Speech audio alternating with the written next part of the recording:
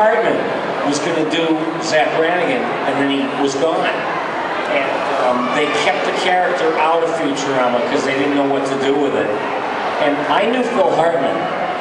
You know, he called me up when I lived in New York, and he said, I just wanted to call you and tell you that I was a fan. And I said, well, I kind of know who you are too, you know. And we talked about old radio announcers, how much we love those old big dumb announcers from the old days. And the guys who loved far and away above everything else in the universe the sound of their own voice.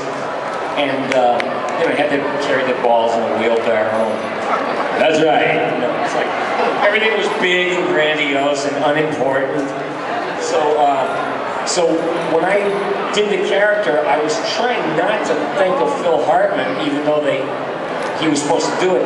But I worked in radio for years, and the voice that I wound up doing was like an amalgam of all these big dumb announcers that I worked with in radio. And there was one guy, and he would never end his words. He would just keep them going like, well, let me look at the old clock on the wall.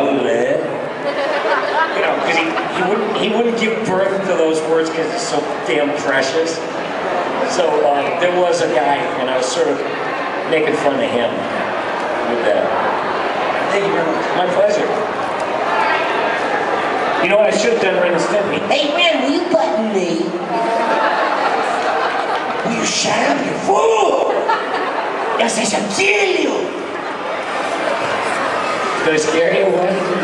No, you're not scared of nothing, I can tell. I met you at the Broward Anime Festival, and yes?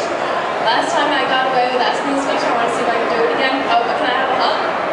You want a hug? Yeah. You want me to come down there?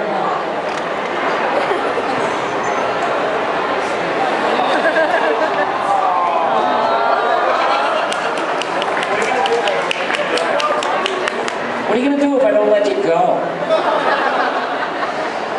I got a room here. They gave me a room.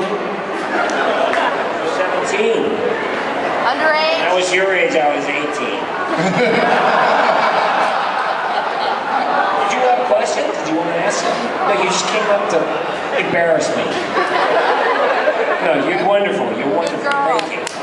And we don't repeat questions, so that's the only hug. No, and we can have all the fun we want, so don't just, you know, sit there like... She wants you to come back next year. Sorry? She wants you to come back next year when she's 18. I'm too old for that stuff. I can still fog up a few windshields, though. I just hope I go quietly in my sleep. You know what, that's no joke, though. I don't know if anybody knows this, but I'm almost 60 years old, so... You know, that's the reason why I gotta... You know, I'll probably have a heart attack and die. Whatever. Oh, but... Should all be so lucky. How are you doing? Good. Listen, about your work with Ren and Stimpy. Yes? I know that not that long ago you got together, I believe, with John Profucci, and you did the adult Ren and Stimpy. I didn't do that. I had nothing to do with You that. had nothing to do with that. I wouldn't do it. Because I knew what they were going to do. They were trying to invent a new form of comedy.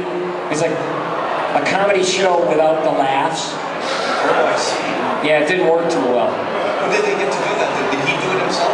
He did Ren, and there was another guy that did Stimpy, but I watched a clip of it and I said, that sounds kind of anemic to me. But, you know, it's like, they did it, it's none of my business, I don't care.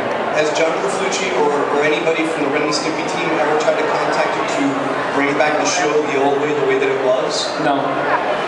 No, I think they might have sent it to the dumpster in back of Nickelodeon. You know, I mean, what they did was just like they killed it. You think that you think that the adult one's doomed for any chance of resuscitating the show? All the cell artwork that I had from Ren and Stimpy used to be worth money until that show came on the air. Wow. Okay. Well, thanks. I blew out that mic. Wow. You still got it. Yeah, I got a lot of power. I'm just squirting power all over everybody. Hi. I'm sorry. I hate how I wish I was dead.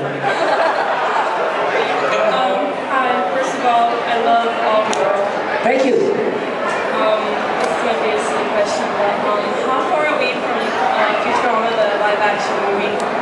You know, people have sent like computer renderings of what it would look like if they were live actors. And I don't know, that would be really fascinating to see how that would work. You know, they just typecast, they'd get, you know, Angelina Jolie and they'd give her one eye, and it'd be great if they gave her one breast. See, I think outside the box. So to speak.